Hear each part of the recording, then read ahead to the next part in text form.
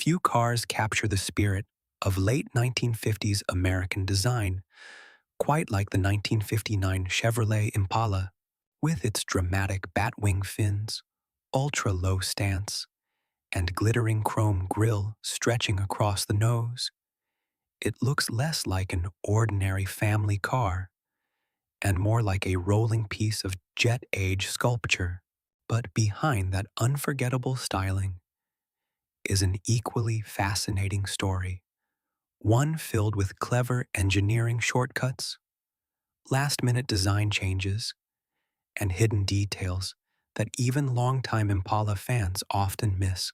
In this video, we're uncovering 10 little-known facts about the 1959 Chevrolet Impala, details that reveal just how much thought, improvisation, and experimentation went into one of the most iconic American cars ever built. Ohen. The steering wheel changed because drivers kept breaking the horn. The 1959 Impala didn't just get a new body, it also received a surprisingly practical change right in front of the driver. On the 1958 model, Chevrolet used a sporty two-spoke steering wheel with a full circular horn ring. It looked stylish with its perforated Swiss cheese design, but there was a problem. People kept breaking it. Drivers would slam the horn in frustration, and the upper section of the ring simply wasn't supported well enough. Chevrolet's fix for 1959 was simple, but effective. They redesigned the horn ring so it only covered the bottom half of the wheel, eliminating the fragile upper section. It's a small change, but it shows how often automotive design is shaped not by theory, but by real-world abuse from actual drivers. The rear bumpers came in two different designs. At first glance, every 1959 Impala rear bumper looks the same. Until you look closer, Chevrolet actually offered two different rear bumper styles, a one-piece bumper and a three-piece bumper. The one-piece version was commonly found on cars sold in California and Canada, while most other Impalas used the three-piece setup with a center section and separate corners. Why the difference? Repair cost. If one corner of a three-piece bumper got damaged, you only had to replace that section instead of the entire bumper. It was a practical solution in an era when chrome was expensive and fender benders were common. Today, collectors often prefer the one-piece bumper because it gives the rear of the car a cleaner, more seamless look. Some Canadian Pontiacs were basically Chevrolets. Underneath one of the strangest footnotes of 1959 GM history didn't involve Chevrolet at all. It involved Canadian Pontiacs. Models like the Parisienne, Laurentien, and Stratochief looked like Pontiacs, but many were actually built on Chevrolet Impala chassis rather than the wider track Pontiac platforms used in the United States. The reason was simple. GM wanted to build cars locally in Canada without paying the cost of maintaining separate Pontiac-specific platforms. So the company took Chevrolet underpinnings and dressed them in Pontiac styling. The result was a hybrid, part Chevy, part Pontiac. And if you look closely, some of them even have slightly odd wheel placement because the shorter Chevrolet chassis didn't perfectly match the Pontiac bodywork. Fuel injection disappeared in 1959 Chevrolet had actually been ahead of its time with the ramjet fuel injection system offered on some 1957 and 1958 models. It delivered sharper throttle response and impressive power for the era. But by 1959, Chevrolet dropped fuel injection from the Impala entirely. Why? Cost, complexity, and customer readiness. Fuel injection was expensive, harder to maintain, and probably too advanced for the average family car buyer of the late 1950s. That meant 1959 buyers were left with carbureted engines instead, including the 348 cubic inch V8, which would later pave the way for the legendary 409.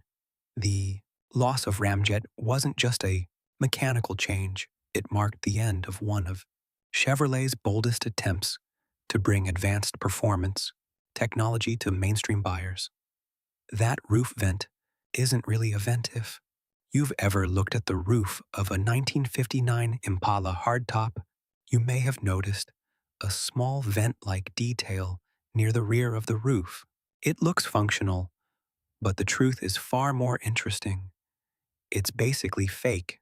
Chevrolet originally intended it to be part of a flow-through ventilation system, with air entering through the cowl, passing through the cabin, and exiting through the roof. But during testing, engineers discovered a problem. The vent sat in a low-pressure area, which caused air to flow backward into the cabin instead of out. Rather than redesign the system, Chevrolet simply sealed the vent and left it in place as a styling feature. It became one of the Impala's quirkiest details, a non-functional design element that still looks purposeful and futuristic. It had one of the lowest seating positions in any full-size American car. One reason the 1959 Impala looks so sleek is that it was incredibly low for a full-size American car. GM's lower, longer, wider design philosophy pushed the overall height down to just 59 inches, and that had consequences inside the cabin. To make the roofline work, the seats had to be mounted extremely low, giving the driver a deep, legs-out seating position, more like a sporty coupe than a traditional family sedan. It looked stylish and made the car feel dramatic, but it wasn't ideal for everyone. Older drivers, or anyone trying to get in and out while wearing formal clothes, often found it awkward. GM eventually responded by raising seating height in later models, but in 1959, the Impala was one of the lowest slung, full-size cars on the road. The Batwing tail fins were the result of a design tug-of-war. The 1959 Impala's Batwing tail fins are among the most recognizable shapes in American automotive history, but their final form came from an unusual collaboration, or perhaps a friendly rivalry, inside GM.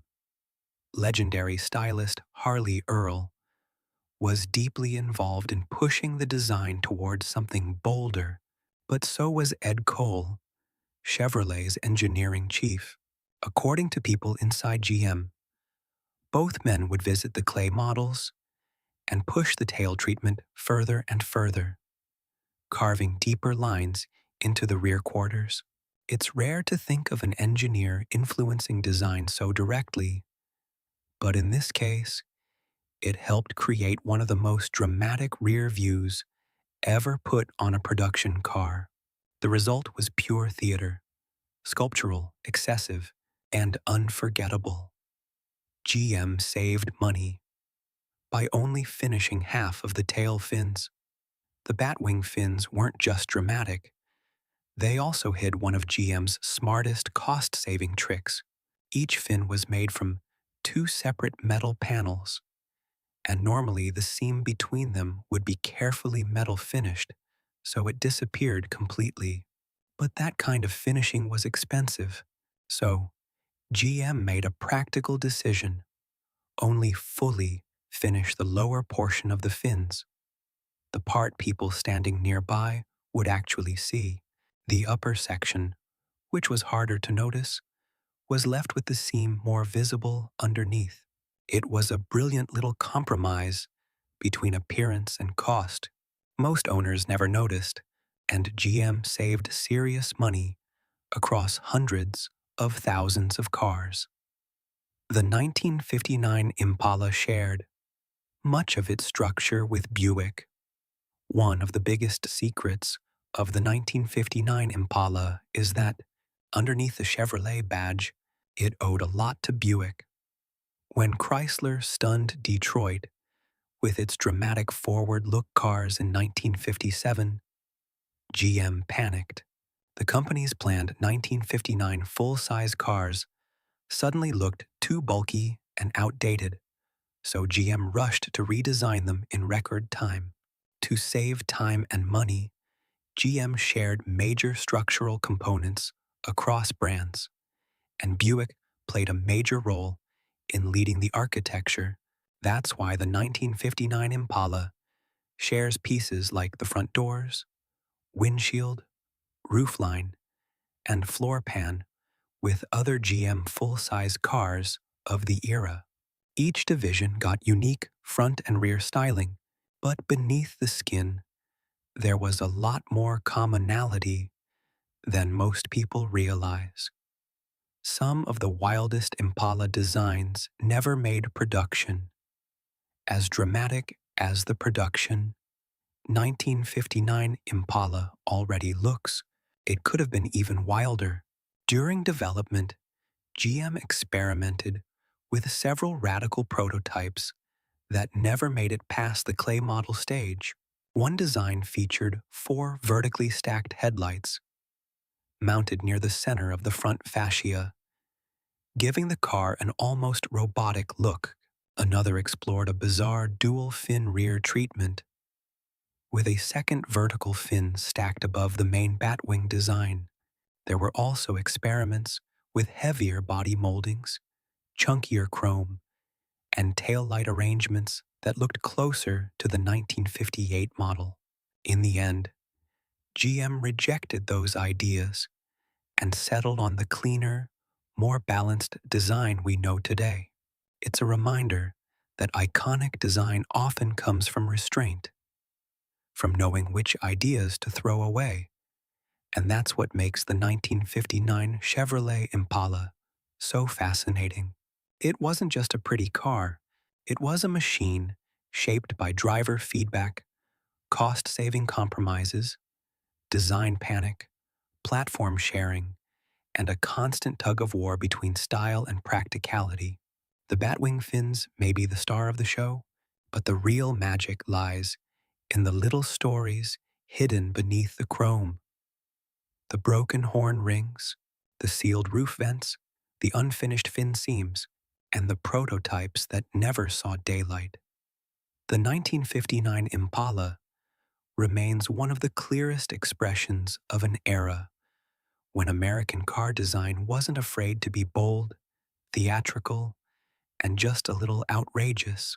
It may not have been the most advanced car of its time, but its quirks, its backstory, and its willingness to stand out are exactly why enthusiasts still love it today. So now the question is this: which of these hidden 1959 Impala facts surprised you the most?